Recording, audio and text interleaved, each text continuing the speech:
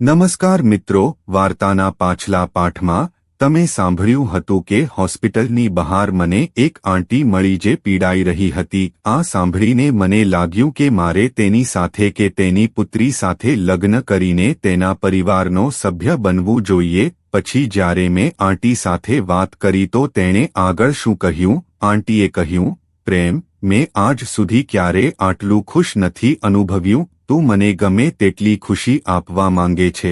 મને ડર છે કે આ ખુશી થોડીક ક્ષણો માટે પણ ટકી ન જાય અથવા તું પણ મારો ઉપયોગ કરીને મને છોડી દે, જેમ તમે મારી દીકરીને તરહોડીને મારો ઉપયોગ કર્યો. મેં કહ્યું, જેને જીવનથી છેતરવામાં આવ્યું છે તે બીજાને કેવી રીતે હેતરશે?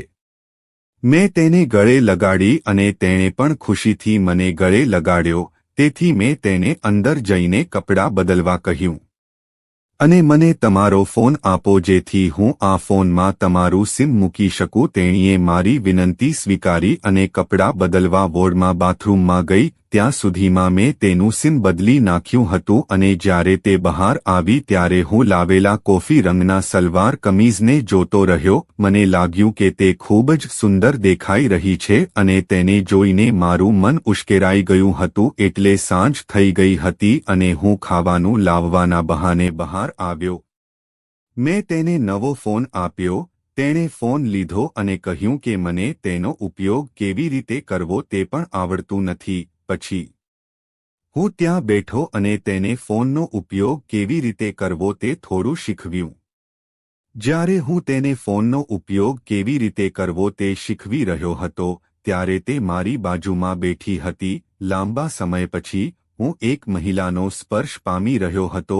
કદાચ આંટી પણ આવી જ પરિસ્થિતિમાં હતા કારણ કે તે મને પસંદ કરે છે કે નહીં તે જોવા માટે તેના શ્વાસ ઝડપી થવા લાગ્યા હતા. મેં તેના પગ પર એક હાથ મૂક્યો અને તેના હાથને ચુંબન કર્યું. તે કંઈ બોલી નહીં પણ હળવાશથી હસવા લાગી. અમે જ્યાં બેઠા હતા ત્યાંથી લોકો આવી રહ્યા હતા.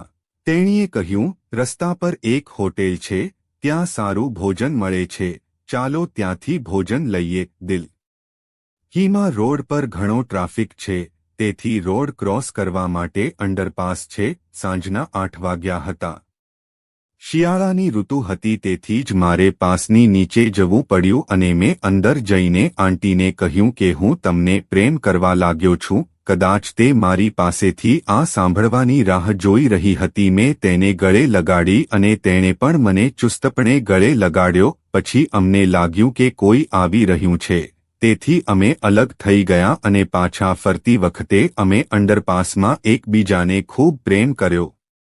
પછી કોઈ આવ્યું અને અમે જમ્યા પછી કાકા અને કાકીના પતિ દવા પીને સૂઈ ગયા. આંટીએ કહ્યું કે તે રાત્રે વોર્ડમાં સૂઈ શકતી નથી કારણ કે આખી રાત ઘોડીઓ અવાજ કરે છે અને તે એક મોટી હોસ્પિટલ હોવાથી 24 કલાક લોકો અને ડોક્ટરોની અવરજવર રહે છે. મોટા ભાગના લોકો હોસ્પિટલમાં બનેલા 3 શહેરોની નીચે અથવા હોસ્પિટલમાં બનેલા નાના પાર્કમાં શાંતિથી સૂઈ જાય છે.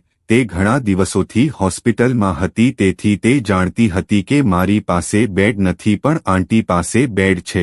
પરંતુ અમારા બંને માટે ધાબળો બહુ નાનો હતો. તેથી હું તરત જ રસ્તા પરથી એક નવો લાવ્યો જે તે જ્યાં સૂતી હતી ત્યાં અગાઉથી તેનો પલંગ મૂકતો હતો.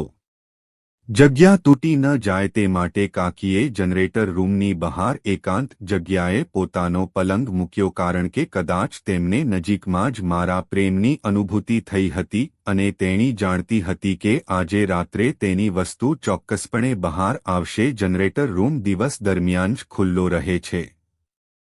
જો સંયોગથી ક્યારેય લાઇટો જતી હોય તો કોઈ અહીં આવે, નહીં તો સવાર પહેલા અહીં કોઈ ન આવે. અહીં થોડું અંધારું હતું. હું સમજી ગયો કે આજે આંટી તેમની વચ્ચે કોઈ પણ પ્રકારની દખલગીરી કરવા માંગતા ન હતા.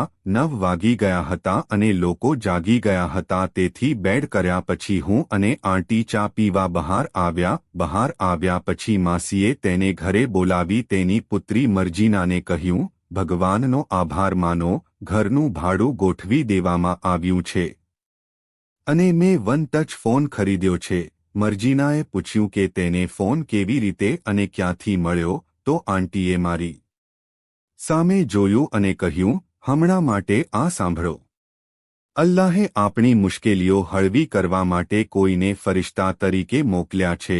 હું ત્યાં આવીને તમને બાકીની વાત કહીશ. ઘણા સમય પછી આંટીએ ફોન ડિસ્કનેક્ટ કર્યો. 11 વાગ્યા હતા. અમે અંદર ગયા અને તેના પતિ અને કાકા પર એક નજર નાખી. વોર્ડમાં એક બે સિવાય બધા સૂતા હતા.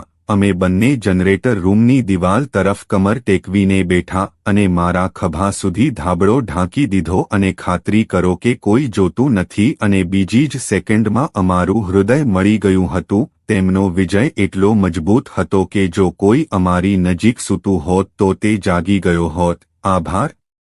બધા અમારાથી 10 થી 15 મીટરના અંતરે સૂઈ ગયા. મેં આંટીના મોં પર હાથ મૂક્યો અને ધાબળોમાંથી તેમનો ચહેરો બહાર કાઢ્યો અને આસપાસ જોયું કે કોઈ જાગ્યું છે કે નહીં. પણ આખો દિવસ હોસ્પિટલમાં દોડધામને કારણે ત્યાં સુધીમાં તે ઊંઘી ગયો હતો અને બોલ્યો, આવું કોઈ કરે છે?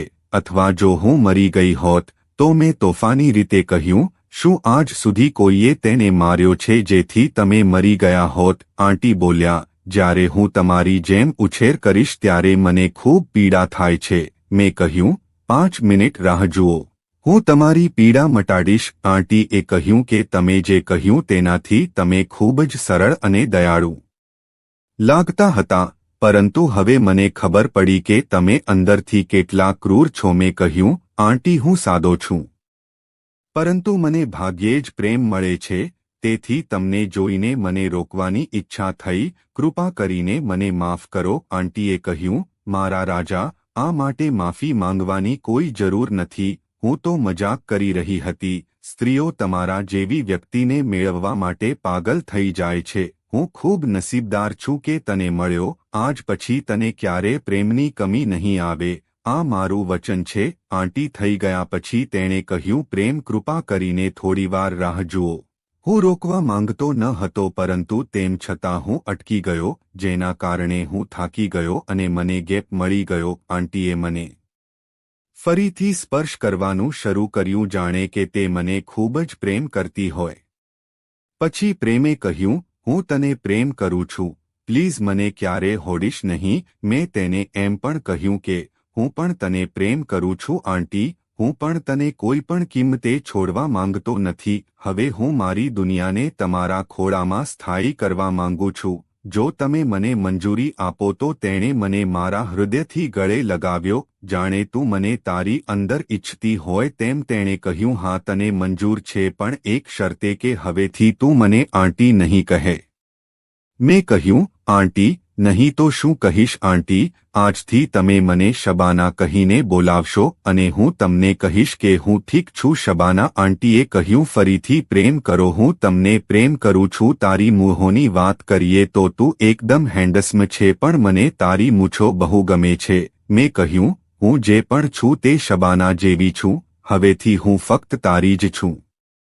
ખબર નહીં ક્યાં સુધી અમે આમ જ પડ્યા રહ્યા.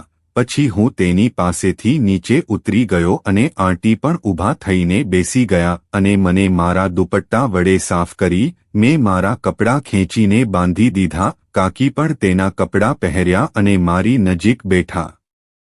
તો મિત્રો, તમને આ કહાની કેવી લાગી એમને કોમેન્ટ કરીને જણાવો અને જો તમે અમારી ચેનલ પર નવા છો તો અમારી ચેનલને સબસ્ક્રાઇબ કરો અને બેલ આઇકોન દબાવો, જેથી કરીને આવનારી તમામ વિડિયો તમને જોવા મળે. ધન્યવાદ મિત્રો, ફરી મળીશું એક નવી વાર્તામાં. આભાર.